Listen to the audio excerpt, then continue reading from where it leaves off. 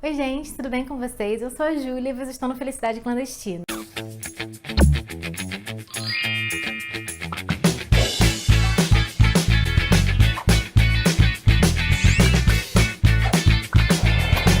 Hoje eu vou trazer um pouquinho das minhas impressões e alguns comentários acerca do Segredo do Meu Marido, da Liane Moriarty. Esse foi o segundo livro que eu li da autora. Eu gostei bastante. Eu comecei esse livro meio desacreditada, assim, de que esse é um livro que eu ia gostar, apesar de ter gostado muito do Pequenas Grandes Mentiras. Realmente tem essa questão do segredo do marido e eu tava ali toda investigativa, achando que já sabia de tudo e meio que desanimando da história. A verdade é que, apesar de eu ter descoberto pouco o que seria esse segredo desse marido dela, isso não atrapalhou em nada a leitura. Eu acho que não é essa a questão do livro.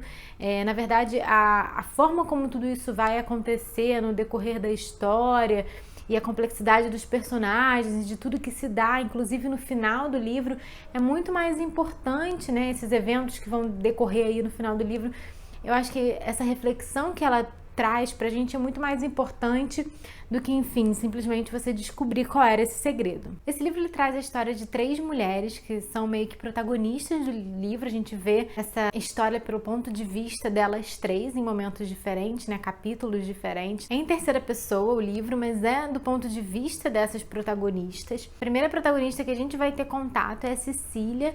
É ela que tem essa questão aí que ela encontra uma carta do marido dela no porão quando ela tá mexendo numas coisas lá, falando para ela não abrir, né? Que inclusive tá aqui na parte de trás do livro, que para só abrir no caso de morte dele. E aí ela fica num dilema se ela abre ou se ela não abre essa carta, e a gente vai acompanhar um pouco isso. As outras protagonistas são a Tess, que é uma mulher que tem uma grande revelação aí do marido logo no início do livro. Não vou falar sobre o que se dá, porque eu acho que é interessante a gente ler para saber e tal. É interessante a forma como ela narra isso aqui e como isso tudo acontece, enfim, como se dá toda essa relação aí entre esses personagens. Então, por uma razão aí, em detrimento dessa conversa que ela tem com esse marido, ela acaba fazendo uma viagem. A mãe tá com uma perna quebrada e tal, e ela usa isso como desculpa, mas para se afastar aí daquele núcleo familiar dela, ela faz essa viagem para a cidade da mãe junto com o filho. E, enfim, é uma cidade onde ela cresceu, onde ela tem pessoas que ela conhece e tudo mais, e é a mesma cidade em que mora a Cecília e a nossa outra próxima personagem, que é a Rachel. Ela já é uma personagem numa idade um pouco diferente das outras, que devem ser, assim, mulheres entre seus 30 e 40 anos, mais ou menos, já com filhos e tal. A Rachel é uma mulher já mais velha, ela é avó, ela estaria na idade aí da mãe dessas outras personagens, né?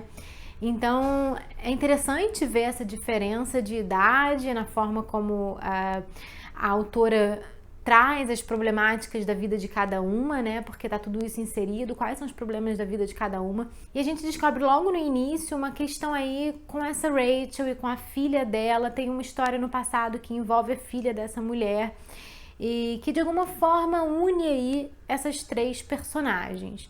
Então é interessante ver a relação delas, como cada uma se trata. Eu acho que é um pouco diferente do Pequenas Grandes Mentiras, porque não tem uma amarração tão forte entre as 3 personagens, assim, numa ligação entre elas. Mas existe algo ali que as une, sim. E é interessante ver como a autora trabalha a ligação que cada uma dessas tem com um determinado evento e, enfim, como tudo isso vai se desvendar ao redor do livro. É legal porque cada uma tem os seus próprios problemas e as suas próprias questões. A Cecília, por exemplo, ela é uma que tem teoricamente um casamento perfeito, com um homem perfeito, os filhos perfeitos. Ela é muito rica, ela é bem-sucedida. Então, assim, é uma mulher meio que sem problemas. A Tess já é uma personagem que tá com essa questão no casamento, que vai cuidar da mãe. Ela não é tão bem sucedida, ela tá num negócio com o marido e com a prima, e mesmo assim ela não ganha tanto dinheiro e tal. Ela tem umas problemáticas aí de como que vai ficar a vida dela agora, nesse momento, então ela tá tentando resolver isso. A Rachel, ela já tá preocupada porque logo no início do livro começa com uma notícia de que o filho e a mulher do filho vão se mudar para a cidade de Nova York, que é longe de onde eles moram, e vão levar o netinho dela, né, que eu acho que tem uns 2 anos e tal, ele é bem novinho e é uma pessoa que ela tem muito carinho e uma ligação muito forte, né, que é algo muito importante para ela, inclusive pelas questões aí que ela passou no passado. A figura desse neto é uma figura muito importante na vida dela. É legal ver a dinâmica entre essas personagens, que têm vidas tão diferentes, mas que se encontram ali na escola. Na viagem que a Tess faz para casa da mãe, ela leva o filho e matricula ele temporariamente na escola em que ela estudou daquela cidade, quando ela morava lá. E é a mesma escola que estuda a filha da Cecília, na verdade, as filhas da Cecília, que eu acho que ela tem 3 filhas, pelo que eu me lembre. A Rachel, ela trabalha nessa escola, ali ajudando a diretora e tudo mais, como uma espécie de secretária, assim, mas que faz mais do que isso. Então, assim, essa é um pouco a ligação que elas têm, mas a gente vai ver que é muito mais do que isso também.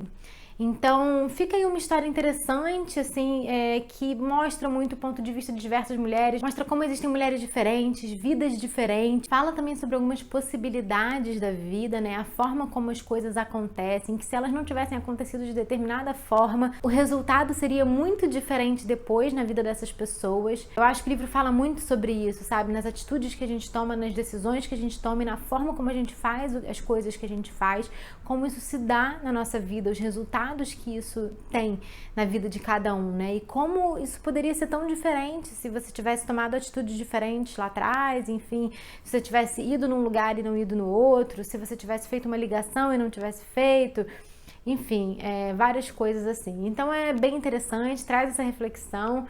E eu gostei bastante do livro, eu super indico ele pra vocês. Assim, não é o meu preferido, como eu já disse antes, da autora. O Pequenas Grandes Mentiras ainda tá ali no topo de leituras dessa autora, mas eu com certeza quero ler mais coisas dela. Se vocês já leram outras coisas dessa autora, me indiquem aí nos comentários qual deve ser minha próxima leitura, qual que eu vou gostar mais, porque eu tô assim um pouco ansiosa já pra ler uma outra coisa dela. E é isso, gente, esses foram os meus comentários e minhas impressões, pelo menos um pouquinho delas, né, sem dar muito spoiler, do que foi a minha leitura aí de O Segredo do Meu Marido, da Liane Moriarty. Espero que vocês tenham gostado. Se vocês já leram, me contem aqui embaixo. Se vocês não leram, me falem se vocês estão a fim de ler também e tal, pra gente conversar um pouquinho também nos comentários. É muito legal essa troca com vocês, eu gosto muito. Eu vou deixar as minhas redes sociais aqui embaixo, Scoob, Instagram, Facebook, tudo isso. Eu atualizo muito as minhas leituras, principalmente pelo Instagram e pelo Scoob. No Scoob eu sempre boto o que eu tô lendo, meu progresso aí de páginas, tudo, quando eu termino um livro. Eu também posto quando eu termino no Instagram, fica ali nos meus destaques, as leituras do ano. Então se você quiser ver tudo que eu li esse ano, vai lá que você encontra. E é isso, a gente vai ficando por aqui hoje e a gente se vê no próximo vídeo. Beijo enorme, tchau, tchau!